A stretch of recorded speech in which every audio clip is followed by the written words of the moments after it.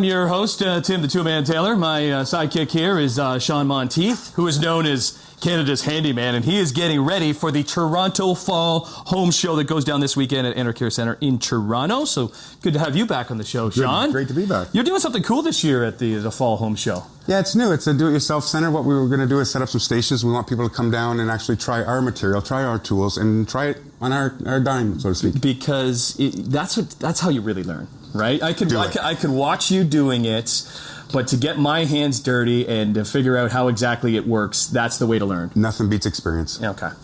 You've brought a few different tools to us to work on. So you want to start with this baby right here? Yeah, this is a sliding compound miter saw. It's a great tool. Safety first always.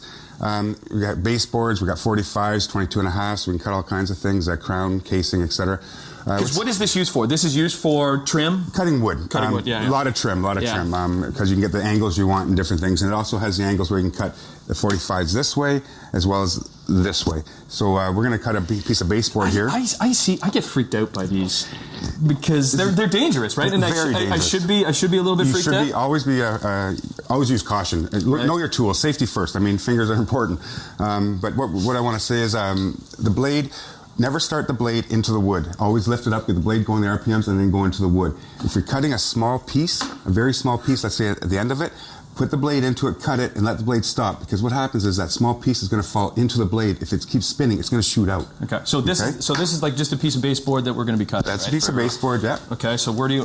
You want to put it up there. Okay. Now you want to hold it nice and tight. Yeah. You want to start this. I always give it a little start first. Click. Okay. Okay. So it's working. And then come in, get the blade going, and go right down into it. And it's a sliding, so you can slide it back. So.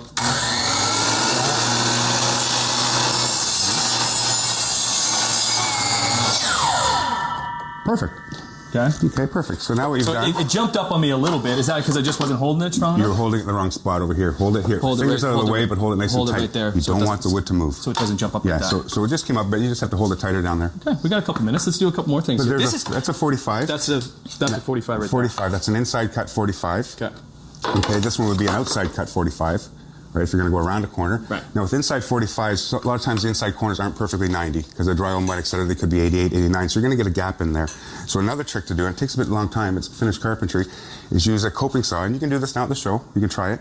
Is what you want to do is you want to come in and you want to cut along that white line. See the white line? Yeah. So you cut on a back cut and you cut out that. And what that does, that takes the shape of the profile. So when you have that cut out and you come into your next piece inside your corner, let's say here, when you come into your corner, it fits the profile in less of a gap.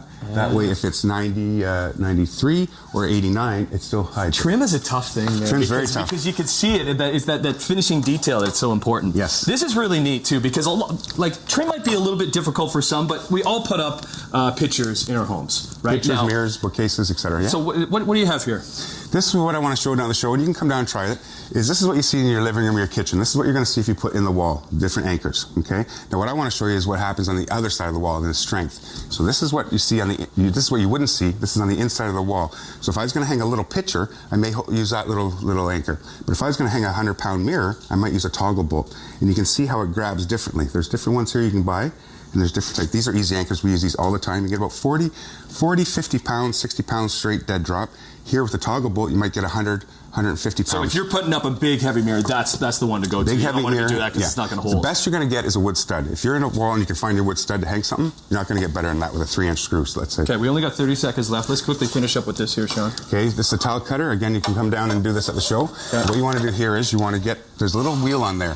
It's sharp. Okay. So what you want to do is you want to hold this in place. Yeah. Without breaking the tile, you want to go up a little bit and just score it. Yeah. Just like this? And put it down? Yeah, down and then score it. Yeah, all the way, keep going. Right. Okay, now lift it up. Yeah. Put that down and just snap it. And just snap this. Like that. Perfect. Now lift up your pieces. You've just cut tile. Look at that. Right on. Good to have you back with the show. So the Toronto Fall Home Show goes this weekend, starts on Friday, goes all the way to Sunday at the Intercare Centre in Toronto, Exhibition Place. You can come see Sean, who has some great do-it-yourself items to do, because this is how you learn to DIY it in your own home. We'll be back with more Morning Live right after this. Want to cut another piece here? Yes.